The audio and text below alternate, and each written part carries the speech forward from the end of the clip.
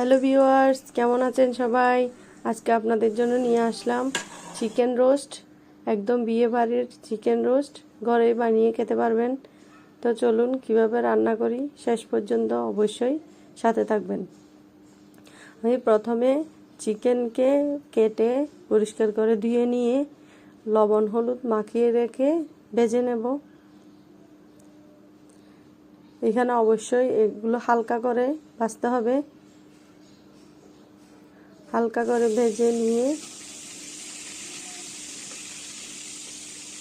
তুলে রাখবো। এবার সেই তেলে দিয়ে দেব পেঁয়াজ কুচি হালকা ভেজে নিয়ে দিয়ে দেব পেঁয়াজ আর রসুন পেস্ট, দিয়ে দেব এলাচ দারচিনি তেজপাতা। সবগুলো একসাথে ভেজে নিয়ে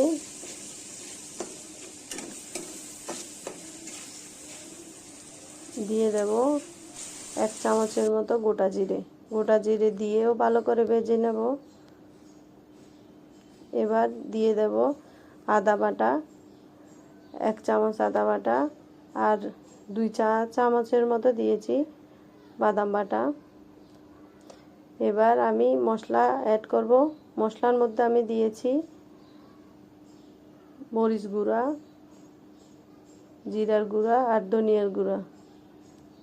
আমি এখানে হলুদ গুঁড়া দিচ্ছি না, কারণ আমি মাংস ভাজার জন্য ম্যারিনেট করে রাখার সময় অনেকটা হলুদ গুঁড়া দিয়েছি। এবার ভালো করে একটু জল দিয়ে মশলা ভালো করে কষিয়ে নেব। মশলা কষা শেষ হলে দিয়ে দেব 2 চামচ টক দই।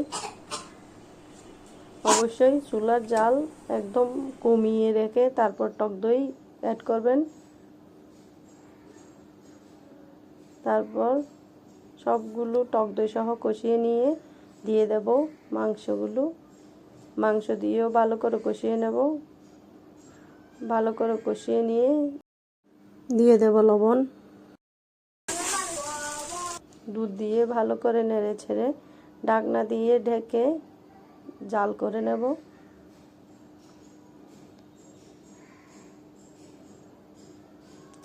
এবার তরকারি ফুটে আসলে দিয়ে দেব 5-6টা কাঁচামরিচ ছিঁড়ে, মাঝখানে ফালি করে দিয়েছি আমি কাঁচামরিচ। সবগুলো একসাথে মিশিয়ে নিয়ে আবার ঢাকনা দিয়ে ঢেকে দেব। এবার যোগ করে দেব 1 চামচ গরম মশলা গুঁড়ো। গরম মশলাও যোগ করে নেব, সবগুলো একসাথে মিশিয়ে নেব। আবারও ঢাকনা দিয়ে রান্না করে নেব।